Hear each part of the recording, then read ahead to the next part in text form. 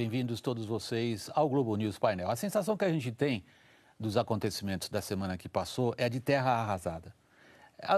Às vezes a gente pode dizer fato é uma coisa, a sensação é outra, mas em política, fato é muito mais a sensação que as pessoas têm da situação em volta delas do que aquilo que eventualmente a gente possa dizer isto é um fato, isto é apenas uma sensação subjetiva. É fortíssima essa sensação entre todos nós brasileiros, de que a política brasileira foi arrasada por uma série de delações. O sigilo foi levantado pelo Supremo Tribunal Federal durante a semana que passou, uma série de delações que oferecem um quadro horroroso, nojento, sórdido, pornográfico, se vocês quiserem, da relação entre grandes empresas e o mundo político. Uma pergunta, entre muitas outras, imediatamente surge na cabeça de todos nós. A gente vai continuar como? Quais são as lideranças políticas que oferecem, talvez, não sei, a ideia, o começo desse programa é esse, com que lideranças a gente prossegue nossa vida? 3 são os participantes aqui no estúdio da Globo News de São Paulo. Começo a apresentação deles por Luiz Felipe Dávila, diretor-presidente do Centro de Liderança Pública. Está conosco o Cláudio Couto, cientista político, professor da Fundação Getúlio Vargas, daqui de São Paulo.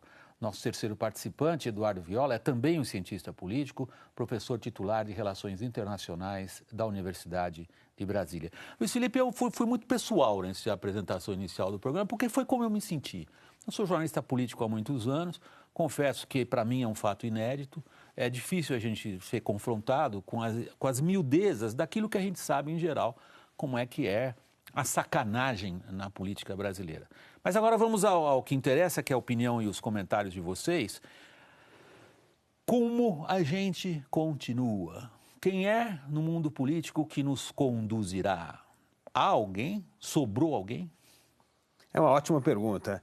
Eu acho que, na verdade, o que nós temos que pensar hoje é se haverá renovação política após a crise. Porque nós temos que pensar que um sistema são os incentivos que moldam as pessoas que participam dele. Então, por exemplo, o sistema que produziu esses políticos é que nós precisamos mudar. Porque se nós tivermos as mesmas regras do jogo, mantiver as mesmas regras do jogo, nós vamos produzir líderes, entre aspas, semelhantes aos que estão no poder. Portanto, é um momento importante de fazer um bom diagnóstico para entender que incentivos nesse sistema nós temos de mudar para produzir lideranças melhores. Incentivo não só na forma de recrutar talentos, disputar eleição, regra do voto. Acho que nós temos que pensar os reais problemas. Porque senão nós vamos repetir. Nós vamos continuar com os mesmos, porque é isso que atrai o sistema. O sistema vai atrair esse tipo de gente. Então, para mudar, nós precisamos mudar coisas no nosso sistema. E qualquer diagnóstico apressado, como se faz nessa hora de crise, é descobrir mais um atalho. E atalho só nos leva a futuros remendos que não resolverá o problema de produzir novas lideranças. Cláudio, a mesma pergunta. Diante dessa... Nós até no Jornal da Globo eliminamos a palavra bomba e substituímos por inundação, porque é a sensação que a água vai subindo e você não sabe quando é que ela vai parar. Daí que veio a pergunta inicial do programa, Cláudio, a qual eu dirijo a você agora nesse momento. O que sai daí em termos de liderança?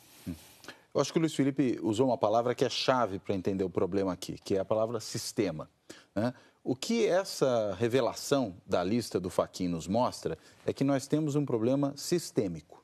E por que dá para identificar isso? Nós temos basicamente todos os partidos importantes do Congresso envolvidos, todos os partidos, digamos, que têm ali mais do que 30 ou 20 deputados, estão metidos na lista. Partidos que foram no governo que foi impedido, partidos que viraram governo no novo governo, partidos que eram oposição e viraram governo, partidos que ficaram na oposição. Enfim, você tem um pouco de tudo aí. Quase todos os estados da federação. Quando a gente olha para o Congresso, cerca de 1/3 dos senadores. Da Câmara é menos. Pouco menos de 10%, mas quando você... tem 500, né? Pois é. Mas já tem só 40 já na primeira lista. Então, e quando você vai aos nomes, são justamente as cabeças dos partidos. Ou seja, e o Senado, esse 1/3, quem é o Senado? O Senado é o cacicado da política brasileira. Aí você vai para governadores também, dos partidos mais importantes, partidos que foram governo na era petista, partidos que eram oposição, partidos a favor do impeachment, contra o impeachment, tem de tudo. Ou seja, o problema é sistêmico. E se o problema é sistêmico, não adianta a gente imaginar que substituindo esse líder, ou esse partido, né, ou aquele outro, você vai resolver o problema. Você tem que realmente ter uma mudança de regras. Agora, existe um problema também de transição. Não adianta só mudar as regras, porque enquanto a gente não tem uma renovação efetiva, mesmo com novas regras, muitos desses ainda continuarão aí. Nós vamos. Eu proponho para a gente continuar a discussão exatamente nisso. Em que medida a situação atual, assim, bem próxima de nós, sugere ou não uma possibilidade de renovação.